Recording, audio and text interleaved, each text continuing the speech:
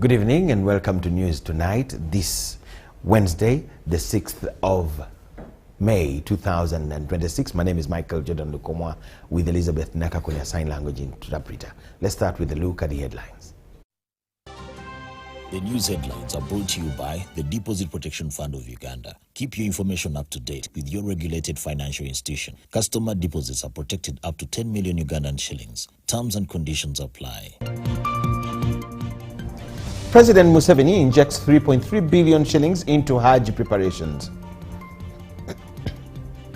Transport Minister Byamukama holds Nile Star bus company operators for 30 days. Government and opposition, including the Uganda People's Congress, clash over Sovereignty Protection Bill 2026. Were brought to you by the Deposit Protection Fund of Uganda. Keep your information up to date with your regulated financial institution. Customer deposits are protected up to 10 million Ugandan shillings. Terms and conditions apply. Thank you so much for tuning in, and News Tonight starts. The 9th Uganda Evaluation Association Week has kicked off at Silver Springs Hotel in Bugolobi, Kampala, marking 25 years since the association was established in 2001. The event, coordinated by Office of the Prime Minister, has attracted participants from nearly 10 African countries under the African Evaluation Association. The opening ceremony was presided over by Alex Kakoza, who represented Kasule Lumumba. The week-long event will focus on knowledge sharing, capacity building, and strengthening evaluation practices. We started with a very intensive training program where the evaluation professionals here present were attending or delivering training in different topics. And as we briefed you, this is always an opportunity for us to impart skills and add skills on the new methods of evaluation, on experiences, and on how to do better in the field of monitoring and evaluation. Since the establishment of this reform, we struggled in the initial years to get it up and running, because introducing a reform of this nature in government requires, first of all, having the resources budgeted for their salaries, having the structures established, and actually recruiting the personnel. We are happy that we have now moved in this direction as well. It seems to have two main components: learning to inform policy, but accountability. And I want to tell you right from the outset that on the learning side, we are not doing badly. That's why when you read all reports about even the national, and therein hides the devil called accountability. The quality of their policies is not the problem. The quality of the plans is not the problem. The problem is implementation. And therein hides the devil called accountability. While 25 years ago, this vision was modest, but the passion and love and the commitment by most of the people who were there then kept growing. And today we see that we've been able to groom and raise and bring other people on board. I'm happy that we have the president of the Somalia Evaluation Society with us. It's right here. Last year they came and understudy Uganda Evaluation Association and our partnership with different institutions. And I'm happy that when they went back, they were able to kickstart this. Are you here?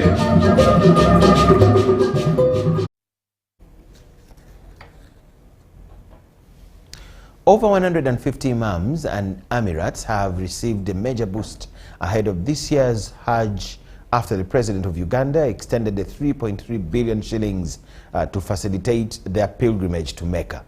The development was communicated by Senior Presidential Advisor on Mobilization Moses Byaruhanga during a briefing at the Office of the Prime Minister in Kampala.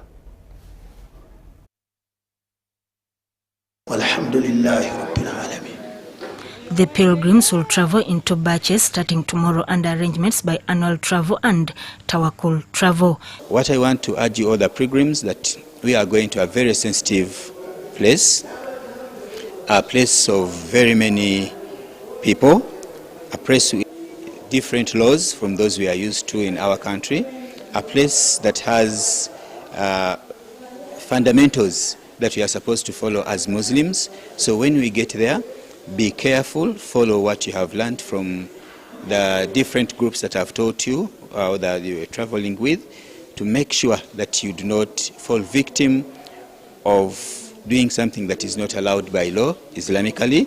Biarhanga confirmed this is the second group to benefit from the presidential initiative, with each pilgrim receiving 21 million and an additional $500 as pocket money. Last year we have sponsored 100 people, but out of the 100, I think about 32 didn't get visas. Saudi Arabia gives each country quotas with the numbers you have to meet. So last year, some 30 didn't get visas, but we arranged for them to go for what they call Umrah. It's another function, but it's not as to the level of the Hijjah. So now we have those who didn't go last year, the 30 or 32. We added them. We added them on this group, which is supposed to go this year. In total, they are supposed to be 150. The ones from Uganda Muslim Council, they got their visas late, so they are still processing their financing. But in total, there will be 150 who are going. Beyond the spiritual journey, government is encouraging pilgrims to explore investment in livestock ventures such as rearing white goats to tap into the Idi Aduha market. The president's message to the local person in Uganda is to get out of poverty, to increase the number of people getting out of poverty through programs like PDM and Emioga. However, some of the Muslim leaders have been saying under their religion, they don't borrow money with interest. So they call riba. So many have been avoiding borrowing money under PDM. We have been explaining to them that the 6% within PDM funding, as the interest on PDM, was not meant to make profit. State House official in charge of political mobilization, Hajat Mariam Namayanja, has called on the pilgrims to pray for peace and stability in Uganda, while urging the Muslim community to remain patient as more opportunities are being planned. It's important to be patient. This is not a luxury travel, but it's a spiritual one. So let's try as much as possible to make sure that we do what took us. I know most of them are knowledgeable, but respecting the people who are leading us is very important. And of course, to pray for our country so that we become a first-class country. That's our dream as NRM party. So we must make sure we need prayers from God. We need everybody's participation to make sure that we achieve it. And we thank the President for this initiative. The pilgrims are expected to depart starting tomorrow. For UBC News, I am Sudat Kaye. The defense legal team in the trial involving treason charges against Dr. Kizza Besigye and his co-accused has accused the prosecution of failing to clearly explain the alleged threats against the 6 witnesses whose identities the state seeks to protect from disclosure to the defense team. Retired Dr. Kizza Besigye, Ajobedi Rutale, and Captain Ola Oyadenish are facing charges of treason and misprision of treason. The case before Judge Emmanuel Baguma. Following the prosecution's application seeking protection of 6 witnesses in the case, prosecution witness Joseph Chomuhendo continued being cross-examined by the defense legal team. During cross-examination, defense lawyer Elias Lukwago asked Chomuhendo to explain to court how the alleged Frank Chihehere, said to be an accomplice to the accused persons, is connected to the matter and the alleged threats against the 6 witnesses. You've disclosed Andrew Wilson, A.K. Orlando, to us. His statement is here. Is he at risk? You've disclosed him as your principal witness. Is he at risk? And I have I can't tell. As of the time we filed this application, I'm talking as of now. I can't tell if the 4 are also at risk. I'm making reference to paragraph 7 of his affidavit in Joinda. Chomuhendo was also asked to inform court how Chihehere allegedly threatened the 6 witnesses basing on the forensic expert report presented to court by the prosecution. Have the accused persons raised any threat to your witnesses? Through Chihehere. Directly. Through Chihehere. When I perused the file, this year. When? My lord, I can't remember exactly when I perused it, but it is this. He was also asked to show cause why court should issue witness protection orders, yet the alleged threats towards the prosecution witnesses were reportedly made by Chihehere and not by the accused persons. You have stated that treason is an offense where just the charge makes you swing in action to protect witnesses. Is that correct? I say...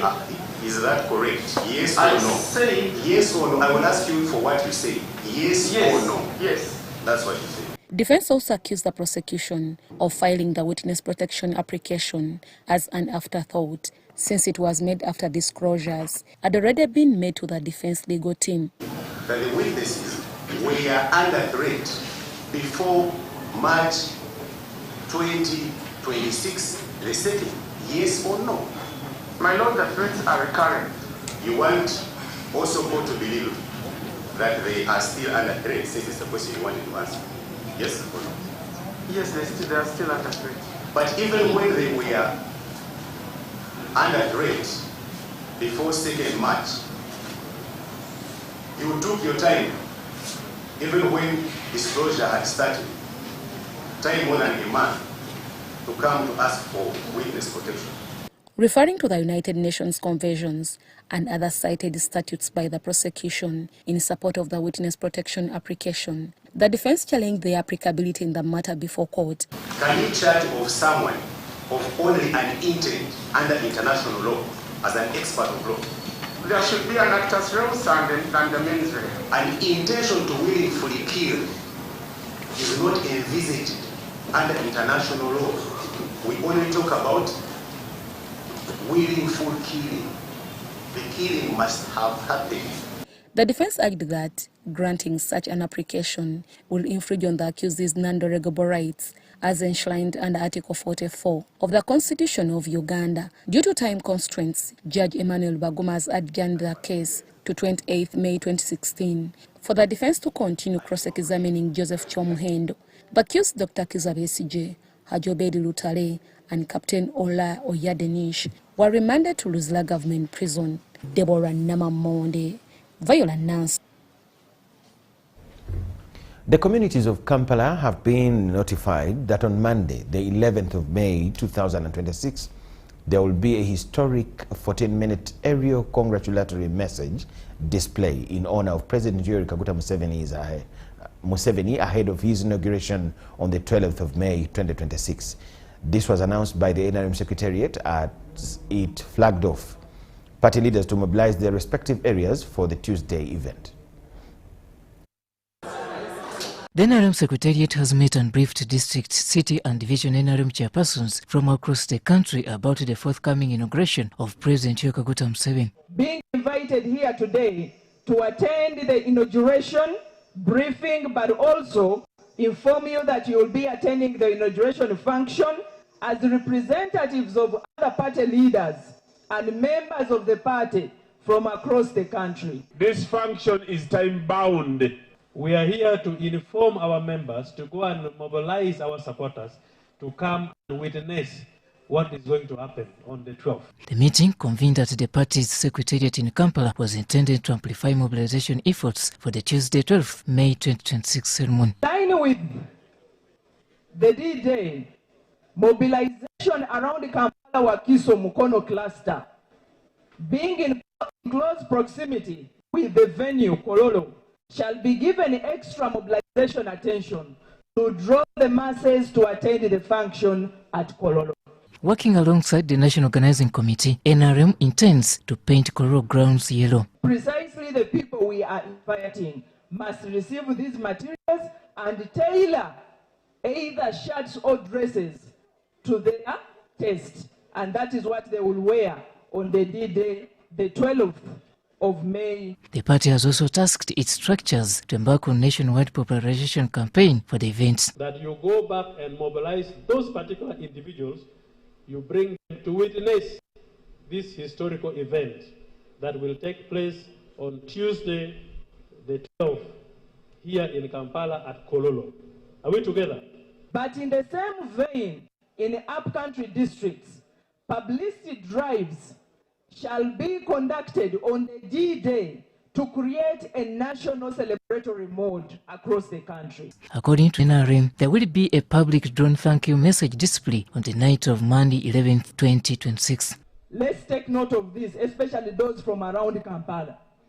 There shall be an aerial of a thank you message from the national chairman, and this shall be done by drones.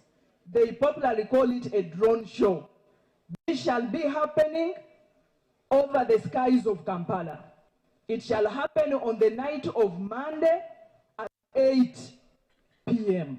To those party chairpersons who lost in the primaries but chose to compete as independents, Todong says they await SECI's approval for possible reinstatement. So the Central Executive Committee asks you to step aside from your office. I have no powers to put you back in office. NRM has also announced a collection of shillings, 11 billion during the last internal process, which will be channeled towards the establishment of party offices across the country. Meanwhile, the national offices are in the offing. The national chairman, in his usual generosity, has offered to construct a party head office at this place. Present were Ministers General Thaching, Musa Echeru, and Victoria Rusoke. Robert Onyango, UBC News. The Uganda People's Congress, that's UPC, has called on President Yoweri Kaguta Museveni to withhold to assent to the proposed Sovereignty Protection Bill, arguing that Uganda's sovereignty cannot be safeguarded through restrictive legislation alone. Addressing the media, UPC Head of Communications Faizo Muzei emphasized that laws concerning national sovereignty and security must be clearly defined, narrowly framed, and capable of fair and consistent application. He warned that broadly framed provisions risk misuse and could undermine fundamental rights if not carefully structured. Commonly known as Musomesa. UPC calls for broader national dialogue involving the Parliament, the Republic of Uganda, political parties, civil society, legal scholars, religious leaders, the business community, and other national stakeholders to ensure that any law concerning Uganda's sovereignty must, 1, protect national interests, remains constitutionally sound, safeguards democratic freedoms, and supports Uganda's long-term economic and diplomatic stability. We rejected this bill, including UPC, because we saw a lot of duplication, a lot of violation of rights of people, as you have just stated here, and as captured in our memorandum on the same bill. So government has the responsibility to serve the people of Uganda within their interests, not within the interests of the leaders, not the interests of individuals, but the interests of the people of Uganda. And that's what we have captured in the statement. So history judged us right. We have put our position, and here we are. Right now, we're in Parliament. We're not successful, but there's still an opportunity. And the President has set precedent where he has sent several bills back to Parliament of Uganda for clarity, for consideration, for further consultation, and the same spirit that we are requesting the President of the Republic of Uganda to withhold assenting to this bill so that it can be sent back to Parliament for further consultation and report. One of President Museveni's official photographers, Abu Mwesigwa, is set to launch his latest book titled Moments with Muzei, a publication that offers a rare and deeply personal account of his experiences working closely with President Yoweri Kaguta Museveni. The book launch is scheduled for Friday, the 8th of May, 2026 at Serena Kampala Hotel. Spanning more than a decade of close interaction with the president, Abu Mwesigwa's moments with Museveni captures untold stories, behind-the-scenes experiences, and defining moments that paint a more personal picture of President Museveni beyond official engagements and public appearances. Titled Moments with Museveni. Unlike conventional presidential memoirs driven by photography, Mwesigwa says his visual reckoning relies entirely on written storytelling using detailed narration. You can see simplicity of pictures, storytelling pictures, short captions. My story, woven around that of the president, I'm telling the president's story from my experience.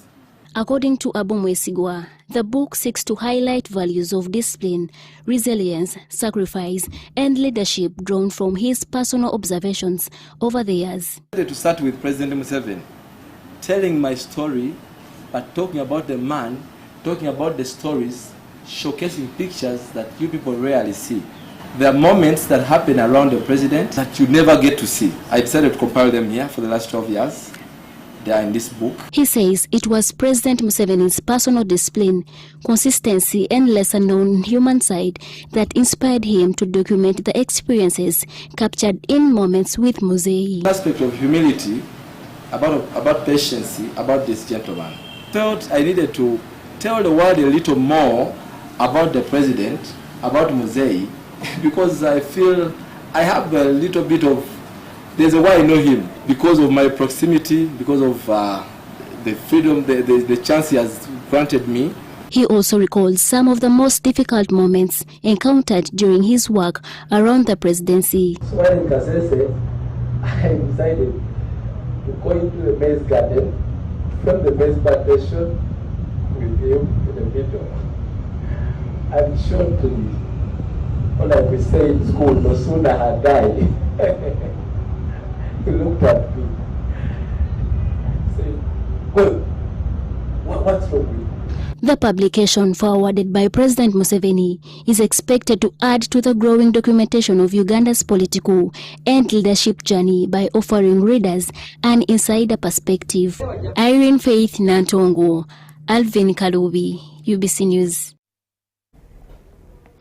Buganda's Prime Minister Charles Peter Mayiga has commended government for appointing Alan Kasujja as the new head of the National Media Center, emphasizing the importance of a professional media leadership in promoting informed decision-making and national development. Buganda's Prime Minister Charles Peter Mayiga has commended the government for appointing a profession to head the National Media Center. Mayiga made these remarks during a meeting with the new media center boss Alan Kasujja and his team at Buganda headquarters in Mengo.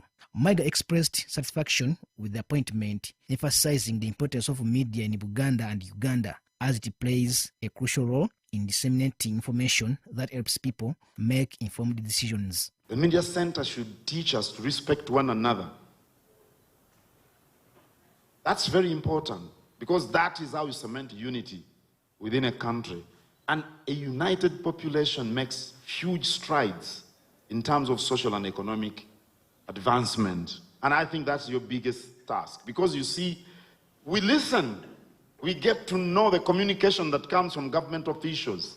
If you advise them, given your technical abilities, to communicate appropriately, to communicate effectively, to ensure that they build national unity, to ensure that they make every Ugandan feel that the country belongs to all of them, that it's big enough for all of us. We are 45 million people. Uganda is about the size of the UK, but it's big enough for all of us. I think that is your most profound. He also warned against those spreading malicious information and urged the media center to continue providing accurate and timely information to the public. By the vast majority of Ugandans, it all comes down to communication. How effectively do we communicate so that people can understand the advantages, the opportunities around them? And until people appreciate the opportunities around them, they can never develop. People always think they are, especially in the rural areas, people sit down and wait for assistance. It's a terrible mentality. Yet the opportunities do exist. With the right communication, with effective communication, people will learn about these programs and they take advantage of them and they change their lives. Anne Kasujja, the new media center boss, pledged to work closely with the Buganda government and the central government to disseminate information to the people, and thanked Maiga for his efforts in promoting development initiatives. You know, we as a government are interested in communicating prosperity to people, encouraging people to take up the opportunities that this peaceful country presents, and to encourage people to, you know, move on. To move on. The political chapter is closed, the political season is shut. We are now focusing on development, and we are encouraging Ugandans to do that. We know that there is a media center here, and the question for us is, how do we collaborate? How do we work together to make sure that that message is relayed, not just in Buganda, but also beyond that, to the rest of the country? The meeting aimed to discuss media-related issues and ways to promote collaboration between Uganda and the central government. Robert Katamba, reporting for ABC News in Kampala.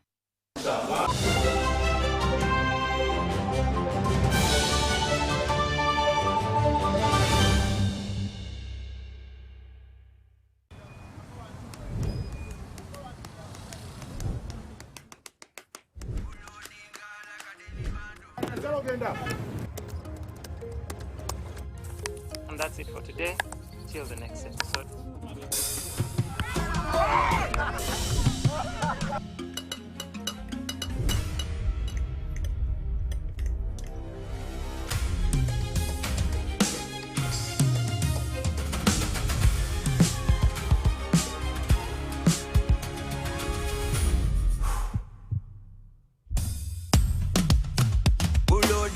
Like a daily bando, like a daily bando, like a daily bando. Omuliro nguwulira muli mu mutima kukankana like drums. Kalakata, kalakata, enendungu ya kusabula. Mikono juu, free of fire, free of fire, free of fire.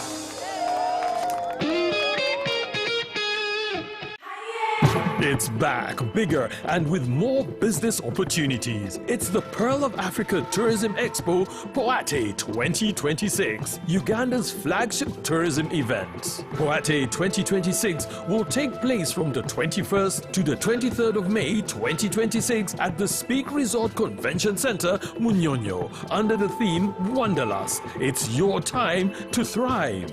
Yes, it's your time to tap into Uganda's renewed optimism and tourism growth. Tourism stakeholders, travel trade partners, and tourism enthusiasts will be part of the Poate 2026. Come and network with like-minded people and unlock new business opportunities. To participate, register at www.poate.co.ug.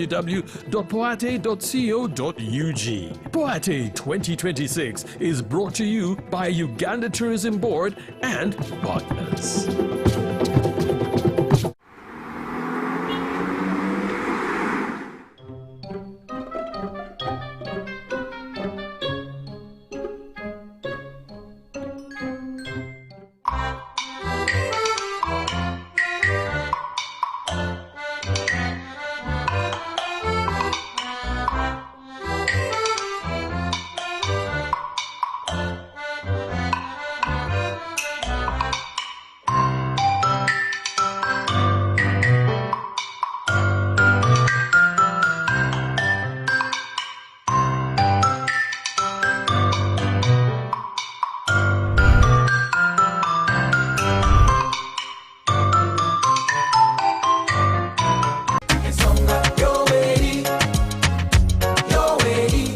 In 1986, a new chapter began. A fundamental change was etched into the heart of our nation. Uganda has since then witnessed a socio-economic transformation under the leadership of President Yoweri Kaguta Museveni.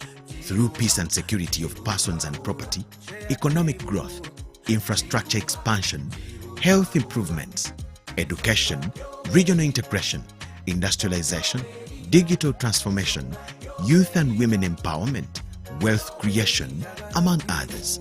A nation once in recovery is now a beacon of regional stability. The people have spoken, and the NRM government has been given another term in office. The Board of Directors, Management and Staff of the Uganda Broadcasting Corporation proudly congratulate His Excellency Yoweri Kaguta Museveni Tibuhaburwa upon his resounding victory in the recent elections. Witness history as it happens as we broadcast the swearing-in ceremony on Tuesday, the 12th of May 2026, live at the Kololo Independence Grounds, here on UBC TV, our radio stations, and all our digital platforms. Ugandans, let's protect our gains. Long live NRM, long live Uganda. UBC, inspiring Uganda.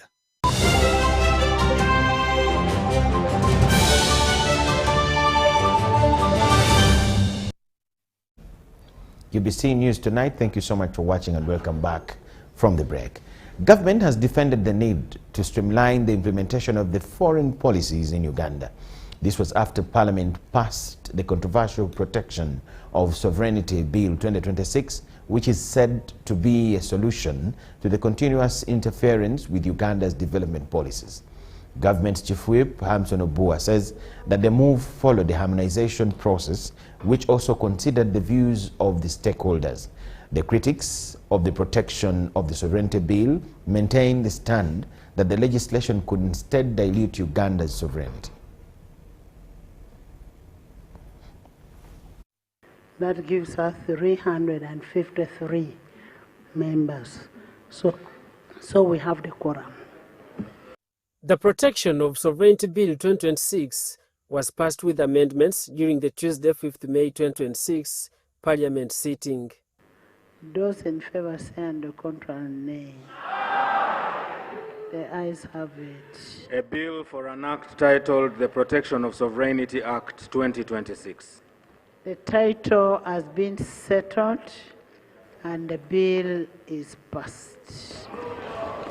Among the amendments agreed upon by the House were 1. To declassify Ugandans living abroad as foreigners, to limit the bill to apply only to an agent of a foreigner who engages in any of the activities listed in Clause 2, including the use of digital platforms to engage in political activities in Uganda in the interest of foreigners or influences the public to oppose the policy of the government. Exempting monies of funding received by supervised institutions, a health medical facility, an academic research institution, a person for commercial or family use, and faith-based organizations. 4.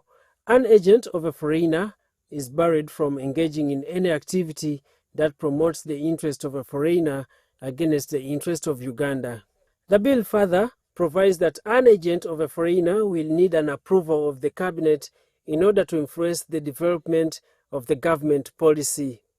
Parliament vested the powers of the implementation of the Act in the Ministry of Internal Affairs, which will house the Department of Peace and Security, to among others consider application for registration of agents of foreigners and inspect and approve activities of agents of foreigners in Uganda. A person who wishes to be an agent of a foreigner will be required to register. An agent of a foreigner shall submit a declaration of source of funding to the Minister for Internal Affairs. Obtaining funds beyond 400 million directly or indirectly by an agent of a foreigner is subject to approval by the Minister. An agent of a foreigner who obtains or receives directly or indirectly funds, financial support, donations, loans, or other assistance from a foreigner without declaring funds in accordance with subsection 1 commits an offense and is liable on conviction in the case of a legal entity to a fine not exceeding 100,000 currency points, and in the case of an individual to a fine not exceeding 50,000 currency points or to imprisonment for a term not exceeding 10 years or both. The legislation passed by Parliament agrees with the framers of the 1995 Constitution that the people of the Republic of Uganda shall have sovereignty over social, economic, and political policies affecting the governance of the people of Uganda. In so doing, the government defends the Protection of the Sovereignty Bill 2026 as legislation to effect and operationalize this narrative. The people who made our constitution were forward-looking. What we are now doing is to put in place the regulatory framework, the legal regime to effect Article 1 and to affirm the fact that our sovereignty as a people, our sovereignty as a country is important. The government chief whip, Hamson Obua, draws confidence from a section of countries that have operationalized similar laws protecting the interests of their respective countries. The United States of America has the Foreign Agents Registration Act of 1938, the oldest, under sovereignty. Singapore has the Foreign Interference into Countermeasures Act of 2021. South Africa has the Protection of Investment Act of 2015. Government is not moved by the controversial voices crucifying the speedy processing of the bill, including the suspension of some rules of parliament that blocked MPs from debating the committee report. We followed our rules to the latter. That is why even when opposition moved two motions challenging the voice voting, yeah, we had to move. The Bank of Uganda, the amendments that they made, we did not get the chance to look at those amendments, particularly for Bank of Uganda. We looked at the amendments in the whole bill, but the committee, those who were on the committee, confirmed to us that whatever Bank of Uganda had included in as amendments, they were all factored in. That's why we said no, we had to allay the fear, following again President's guidance. We said no, we shall allow money to flow in the country. But the only challenge will be, you must account for it. These days when I go to bank, I want some of the banks, I always, when I go there, they ask me the source of fund, if I'm depositing. Then if I'm withdrawing, they ask me the purpose. Obua defends the guidance by the president on the sovereignty bill, which many deemed as a humble directive to have the piece of legislation in place. In my humble opinion, the president is alive to the legislative processes he guided. This is not the first time the 11th Parliament has processed a controversial legislation drawing a line between the interests of the government and the interpretation of the public. I want to use this microphone to tell my people that we shall not get tired. And it is going to... Daniel Mugoya, Gloria Gwitabinji, UBC News. All is set for the launch of the new premises of UBC Totore in Moroto District, Karamoja Sub-Region. UBC radio manager Doreen Ndezi has promised the people of Karamoja a wide coverage. In 2015, President Yoweri Kaguta Museveni pledged a radio station to the people of Karamoja to facilitate communication and development. Uganda Broadcasting Corporation started the radio, which serves the 9 districts of Karamoja sub-region. All is set for the launch of the new radio premises in Moroto District. We rebrand as we repeat. The audiences should expect the best from us. We've been offering the best, but we are improving, first of all, on the signal, and also we are fully blasting the station. Here to serve you better. We are here to tell you about the different government programs, to entertain, to educate, but also to guide. Doreen Ndezi is the director radios at UBC. Ndezi calls upon people of Karamoja to utilize the station. To get a crisp signal, we expect to reach where we've not been reaching. So we are making effort, resources allowing, to improve in all ways.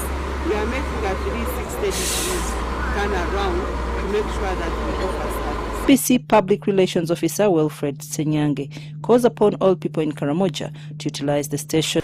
Government agencies especially in Moroto and Karamoja, to come and utilize this station, to come and be part of this celebration. Because this station is going to serve all government agencies, the NGOs and civil society organizations. Moroto Municipality Mayor Mohammed Ismail thanked UBC for the initiative. Grateful to government of Uganda as the people of Karamoja. We have our own FM station that enhanced the peace and security in Karamoja. Very much for Nika for really persevering the hard conditions in Karamoja. To the Ministry of ICT and UBC family, I have a humble prayer as I'm signing off. It's a hard to reach area that we will need to support them with the transport, especially pickup, four-wheel drive pickup to enable them and reach all the areas of Karamoja to pick the news. Since now we have a modern facility here. 90.0 Totore FM broadcasts in Nyakaramejong, Kupsabin, Leptul, among other languages in Karamoja. The launch is expected to be attended by Minister of ICT, Minister for Karamoja Affairs, among other dignitaries. What the government of Uganda has done, fully funded, 100% funded by the government. State Minister for Transport Fred Byamukama has ordered Nile Star Bus Limited to immediately suspend its operations for 30 days pending unofficial investigations. The directive takes effect immediately as authorities move to examine the circumstances surrounding the company's operations. The suspension follows a recent fatal accident involving a bus operated by Nile Star Bus Limited, registered number UBP736U, which collided with a truck along the Pakwach-Karuma Highway in Noya District. Road crash. Around 1 to 2 a.m. of the 4th May 2026, a Nile Star passenger bus traveling from Arua to Kampala was involved in a serious crash with a trailer truck reportedly carrying fish on the Pakwach-Karuma Highway in Noya District. At least 7 people were confirmed dead and several others injured. Ngafe government tusa kusasira kwaffe family zavirwako abantu baabwe ate tubagumya tulina mmwe. The crash involving a bus registration number UBP 736/U occurred at Purongo Town Council, adding to a pattern of serious accidents involving Nile Star buses. According to reports, multiple crashes including deaths have surfaced since 2025, hence triggering public concern over safety, as the State Minister for Transport Fred Byamukama asserts. Emirundi 11 Nile Star buses tekoze obubenje omwaka gumu okuva May y'omwaka ogwedde 2025 kutuka May y'omwaka guno. Abantu abakafiira mu bubenje bwabwe obwo bali bantu 56 bafudde abantu abo. Then abantu abali ku bisago amagulu gamenyese, amanyo gonna gavaayo, omutwe bakagulongosa mirundi 3 atuswaka ebisago bali bantu 9 mu omwo. According to the minister, the driver of the bus, 64-year-old Mandela Kasimu Abugo, who is currently in police custody, was allegedly drunk and recklessly oversped at the time of the incident. Kiraga driver ono yali overtaking a bus endala 2 ate bus endala 2 n'agenda maaso n'asanga trailer n'emukona kubanga itaina either way the two sides wayinza okwegomera ate n'ekirala abantu bali basindika bu video balikodinza bu video nga balajjana driver ono abavuga bubi ate nga anywedde omwenge kisuubira n'olunaku yali anywedde omwenge bakyanoonyereza. Now, the State Minister for Transport Fred Byamukama has announced an immediate 30-day suspension of operations for Nile Star Bus, directing the company's owners to ensure compensation for victims affected by the crash. N'abo abannannyini baasi zino balina okumpensatinga abannannyini families zino. Twabadde ne lawyer waabwe wano gye twabadde na meeting okuva in the afternoon netuuka ekiro ssaawa 2 nga tukkanya ku nsonga zino zonna balina okuliyirira basasule bannannyini families zino. Byamukama says such suspensions by the ministry have yielded changes instilling discipline among drivers. Women have been challenged to make deliberate efforts to take up leadership positions that are predominantly occupied by men, which will help them move beyond the limited positions designated under affirmative action. During the National Women's Leadership Summit held in Kampala to reflect on women's participation in the 2026 general elections, the coordinator Alliance for National Transformation, Alice Alaso, expressed the need to ensure that affirmative action evolves from the protection of women to empowerment. Women who participated in leadership positions, especially in politics during the 2026 general elections, are considering they encountered those who were abducted, say the level of women's participation in politics is not equal, although experienced women leaders have advised them not to retreat. But I just feel that this was high-level injustice. Personally, I think I get the courage from you. I came to be encouraged, but I think I had said enough is enough. But a team of men coming to me and saying, Joyce, you're going to die. You can't contest with men. That is a male seat, not for you as a woman. Women contest both elections and fear as they face psychological warfare, sexualized attacks and intimidation targeting their families. In Uganda, there are bad laws, There are guidelines. Sometimes UCC issues around election time. If you're found resharing this, if you're found doing this, all those are psychological. That's all psychological warfare. And if you don't have the resilience to withstand that and to continue campaigning, continue pushing, you can easily give up. The Deputy President of the National Unity Platform, Lina Zedriga, says the threats and punishments are real. Punishments are real, and there are so many young women out there. We need, as women movement, to continuously demand for the release of these young people, of these young women. Our target is the women.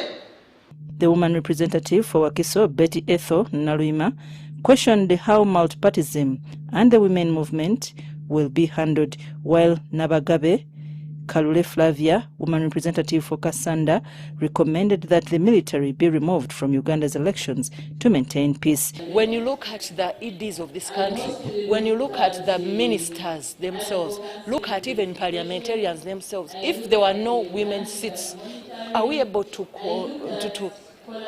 compete? It's important that we remove the military and the police from elections because those are the biggest perpetrators of violence during elections.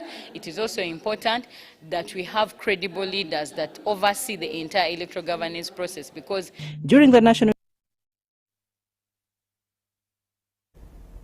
We thank you so much for watching. Let's take a short break. On return, we'll have business news tonight.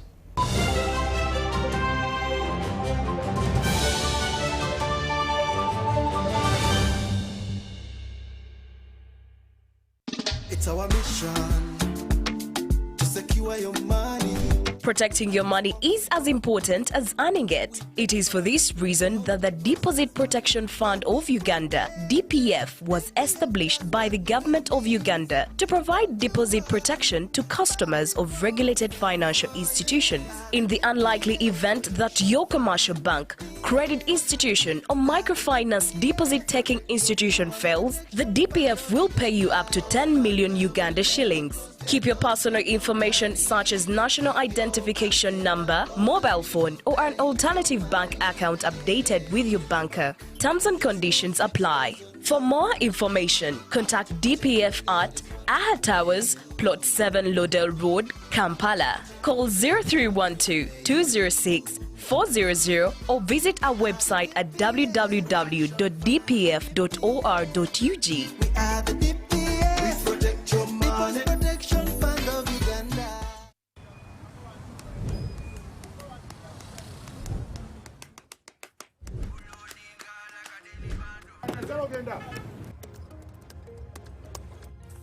And that's it for today.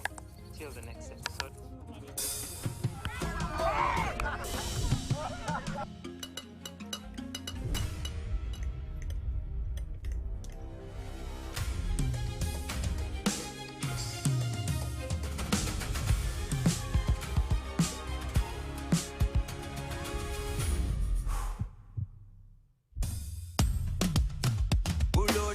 Like a daily bando, like like a daily bando. Omuliro nguwulira muli mu mutima kukankana like drums. Kalakata, kalakata, enendungu ya kusabula. Mikono juu, free of fire, free of fire, free of fire.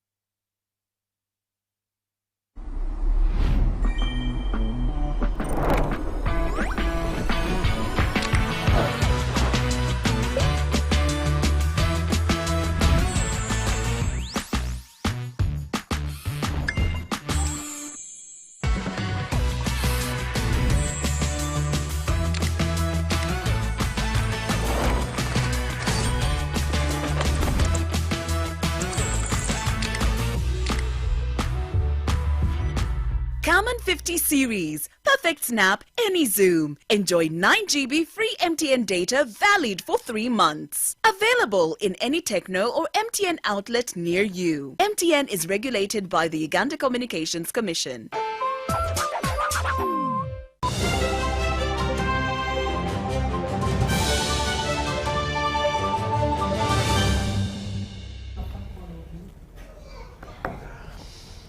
Business news tonight. Centenary Bank, no, before we go to Centenary, Pearl Bank has held its first annual general meeting since the official rebrand from Posta Uganda. The AGM, at assessing the bank's performance, renewed strategic direction and the rollout of innovative products such as Wendy, which is aimed at deepening financial inclusion. Speaking at the meeting, Honorable Matia Kasaija emphasized the need for the bank to translate its new identity into tangible economic impact, particularly through accessible and affordable financial services. Some few years, we transformed the name, and of course also we transformed the operation, and those operations are doing very well. There will be no hesitation that if they discover, these managers here, that there is need to be either given or lent. The Treasury to give them some more money because they have seen business for sure. We shall not hesitate to help them.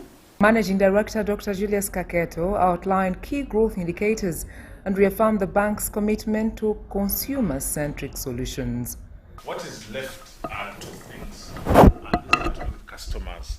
It is the cards that are with the customers, and we're given until the end of the year to change the customer cards. Secondly, is the checkbooks, again with customers. So those are the only two items that are pending. Otherwise, we are done with the rebranding process. Meanwhile, Honorable Evelyn Anite called for innovation that directly supports enterprise development. And they are making it very easy for us to disburse our PDM money to the very low income earners of this country. So we want to congratulate Pearl Bank for making access to finance very, very affordable and easy to our citizens. Sandra Kahonde, Robert Katamba, News Tonight. Centenary Bank has unveiled a new custodial services offering aimed at strengthening institutional investment and boosting confidence in the country's capital markets.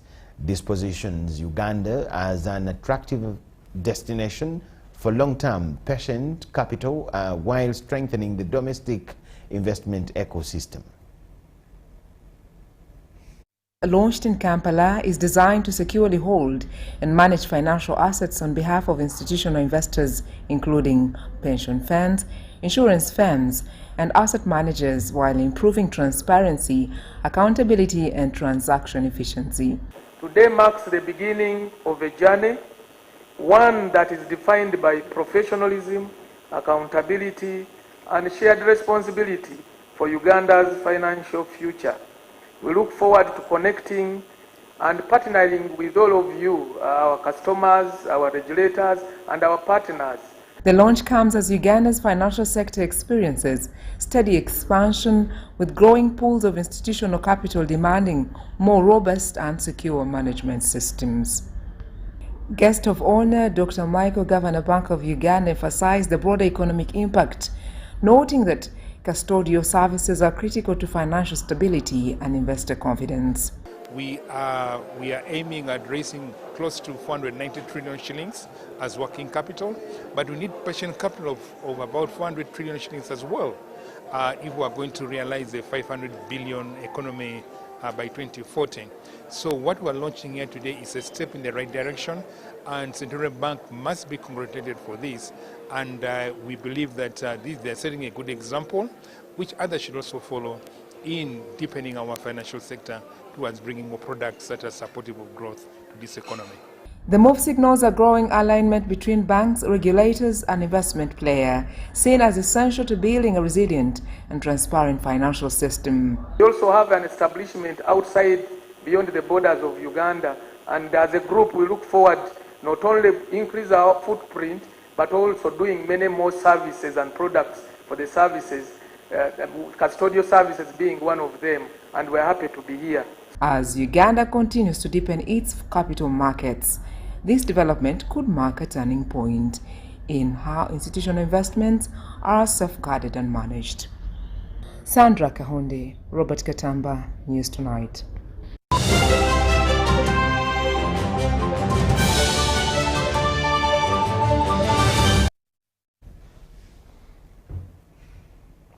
Young athletes across Uganda are being urged to embrace clean sport.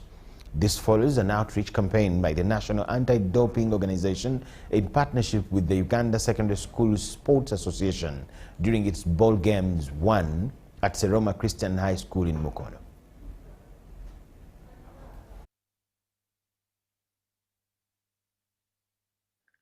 The initiative focuses on educating students about the dangers of using banned substances in sports, especially during co-curricular activities like football and basketball. Speaking during the program, National Anti-Doping Organization Board member William Blick emphasized that the organization's mission is to promote a drug-free participation and fair competition among young athletes. What we're doing is capacity building to teach the young ladies about clean sport, safe sport, a drug-free sport in Uganda. The main objective is awareness and education. So we're partnering with the Uganda Secondary Schools Association to be a partner. So whenever they have these activities, such as the ball games, we come and partner and do capacity building. He noted that the campaign that is now in secondary schools will gradually expand to other education institutions that are the hub of Uganda's sports talent. The goal is to equip learners with knowledge on acceptable drugs while also building a database to share regular anti-doping updates. Our objective is to capture their data so that we can be able to send them latest information from the World Anti-Doping Organization. We're able to send them newsletters, we're able to send them a list of banned substances and general information about doping internationally. Anti-doping educator Ismail Yiga warned that some athletes are turning to performance-enhancing drugs in pursuit of excellence. He stressed that such practices undermine the true spirit of sport and can have serious health consequences. Here we are here to educate them against such, because this is how young people are being recruited into the use of banned substances. So we are there to teach them not to join the use of banned substances to enhance their performance in sport. The program aims to reach at least 2,800 students through capacity building sessions and career guidance initiatives. Officials say that empowering young people with the right information is key to nurturing integrity and fairness in Uganda's sports future.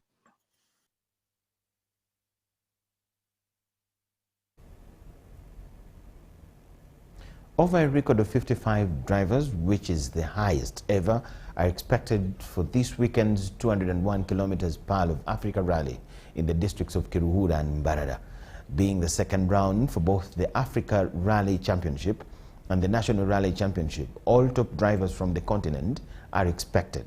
Uganda's Yasin Nasser, who is one of those that have been scrutinized, will be out to improve his chances of defending his African title that is under threat by Kenyans Karan Patel and Akif Virani. The Ugandan push for the National Rally Championship crown will have drivers like Hassan Ali, Moses Lumala and Stephen Galea in contention.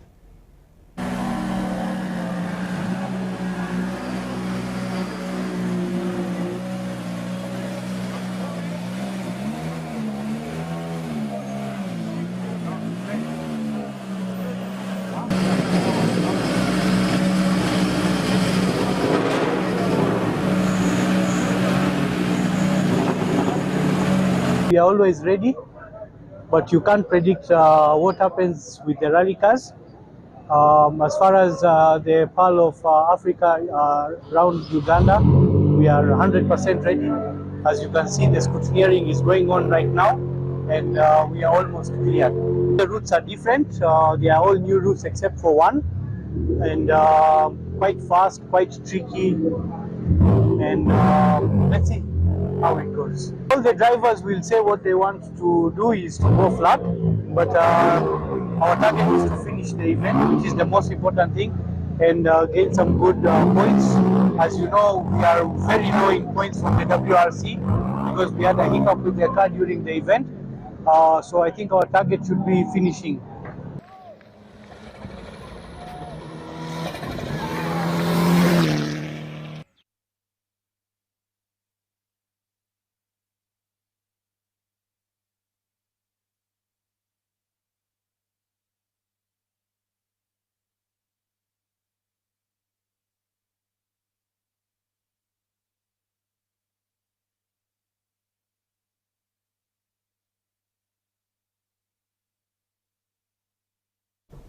And motorsport brings us to the end of all we had for you tonight.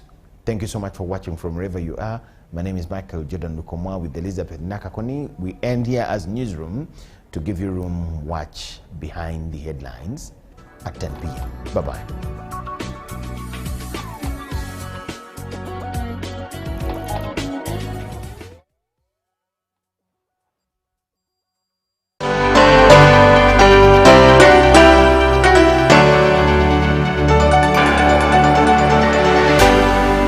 UBC, inspiring Uganda.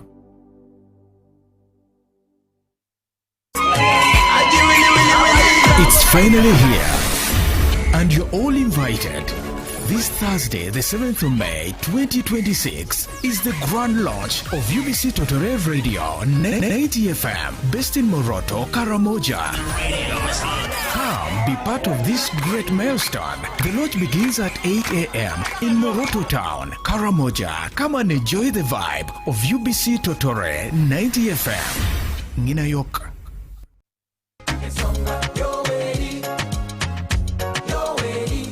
In 1986, a new chapter began. A fundamental change was etched into the heart of our nation. Uganda has since then witnessed a socio-economic transformation under the leadership of President Yoweri Kaguta Museveni through peace and security of